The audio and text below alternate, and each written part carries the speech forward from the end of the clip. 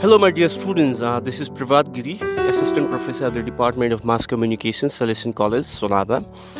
First of all, I'd like to congratulate Radio Salesian for their wonderful initiative, especially in helping students get their college lessons at home in this moment of crisis. I'm very hopeful that all the audio lessons the students will be getting via Radio Salesian will be instrumental in understanding the subject matters of their respective courses. Today, as a part of the lecture series on mass communication studies, I'm going to talk about cultivation theory by George Gardner. So, cultivation theory is part of your core paper, that is Media and Cultural Studies for the 4th semester. Before I explain what cultivation theory is, I want to tell my students that cultivation theory is one of the many theories which comes under the theory of media sociology, or also what we call the sociological theory of communication. So, what is this sociological theory of communication? So, basically, sociological theory of communication tries to understand the relationship between media and society, or in other words, it tries to understand how media as an institution, how does it affect individuals and society at large. See, what we call is, today we live in the age of information, right? Or we call the digital age. There's so many media content around us, right? We have never seen such enormous content before, right? And also there are so many sources, a medium through which we are getting this content. Suppose, imagine, just think for a while, from the moment you wake up, right? The most sophisticated communication technology which you carry, that is your smartphone, how much information does that smartphone feed you every day? Not every day, it feeds you information every second in WhatsApp, in Instagram, right? In Facebook, in YouTube, right? So basically, this information, we are consuming it consciously and sometimes unconsciously, right? So how this information, how this media content which we are consuming, how is it affecting us, and how is it affecting society at large? This is the main concern of the sociological theory of communication, and this theory tries to answer this particular problem, or this particular issue. Coming back to a main topic, cultivation theory was proposed by George Gardner. He was a professor of communication at the University of Pennsylvania. Since it is called cultivation theory, so why not start with the simple question: what is the literal meaning of cultivation? So when we hear the word cultivation, the first thing that comes to our mind is agriculture, right? Yes, because in agriculture, cultivation is a process of growing crops, right? What we do is, basically, we prepare our land, we sow our seeds or plant the sapling, and then ultimately we get the crops, right? But in communication theory, and especially in cultivation theory, the word cultivation is used metaphorically. So here, actually, we sow or we plant information, and that information is planted in our mind, and ultimately what happens is that it changes it affects our beliefs, it affects our values, and it affects our attitudes, right? So here, seed represents information or the media content, and the output represents ourselves, or our perception of reality. So the main proposition of the cultivation theory is, it tries to understand, or it proposes that how our media consumption habits shape our thinking, how the nature of media content, how it affects our perception of reality, how it affects the way we believe, our interest, our likes, right, and our dislikes. So according to George Gardner, the main proposition of the cultivation theory is, quote unquote, the more time people spend living in television, the more likely they are to believe social reality aligns with reality portrayed on television. So in simple words, if we heavily expose ourselves to television, we slowly or gradually tend to believe that whatever we see in the television is real. So this is the main proposition of George Gardner in his cultivation theory. But here, my dear students, we need to be very a little careful, because here it talks about television. So please don't think that this theory only applies to television, because this theory was proposed in 1969 when television was the most advanced technology of media and communication, right? But since then, our technology has developed, right? Now we have the new media technologies like the internet, right? But there have been numerous studies which has been conducted thereafter, which actually proves that cultivation theory is still applicable. We'll talk about the applications of cultivation theory a little later, but here again I want to bring the focus of my students to the main proposition and arguments of the cultivation theory. A cultivation theory, what they're trying to tell us is, they are trying to say that media actually offers us a plethora of ideas and conceptions about reality, right? They give us ideas about various social, cultural and political issues every day, right? Like suppose they'll tell you, which is the trending music or the fashion of the day, right? Or they'll give ideas about sexuality, they'll give ideas and conceptions about what is relationship, how it is supposed to work, right? And so many other things. And what happens is, gradually and sometimes consciously and unconsciously, what we do is we tend to observe these ideas, right? And we tend to believe that this is reality, right? Let me give you an example. I'm sure most of you use Instagram, right? So what is Instagram all about? What do you see in the Instagram feeds and the Instagram stories, right? If I'm not mistaken, it's all about individuals or people being in the happy mode, right? They're having adventure, they are hanging around with friends, they're eating, everyone in a very joyful mood.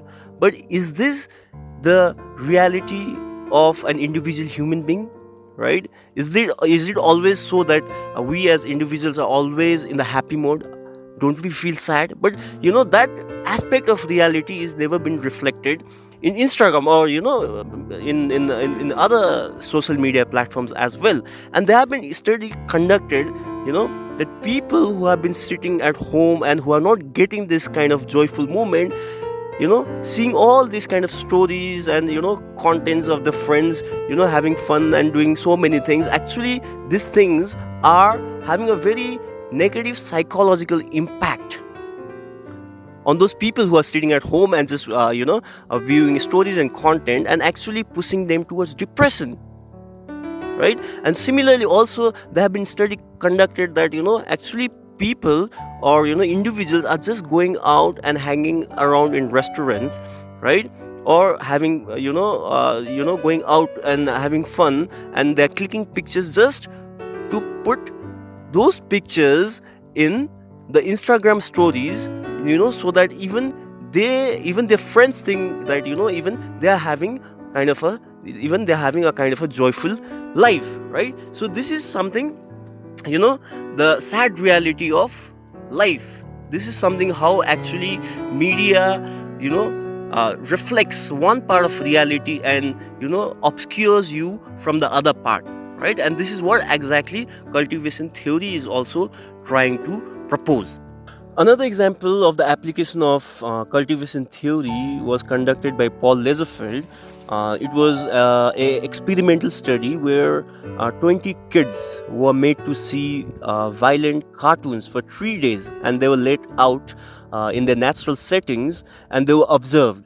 And the study found that these kids actually showed some kind of some signs of violent behavior. Therefore, the study concluded that actually heavy exposure to media content may affect behavioral change or some kind of change in the attitude. So these were a couple of studies which on the application of cultivation theory. So now we'll move on to the criticism of cultivation theory. So of course there are a lot of criticism, but I want to focus on one important criticism of cultivation theory which has been highly discussed, and that is the critics say that actually cultivation theory takes or considers consumers or the audience or the listeners as passive. They argue that cultivation theory actually sees audience as not active beings. They see audience as someone who will, who will actually accept whatever ideas which is being propagated by the media, right? So the critics, they actually try to bring forward and say, bring forward the point that actually we as human beings, we are active beings, right? We are conscious beings, we are literate beings, we have critical judgment, right? So we don't take everything prima facie, right?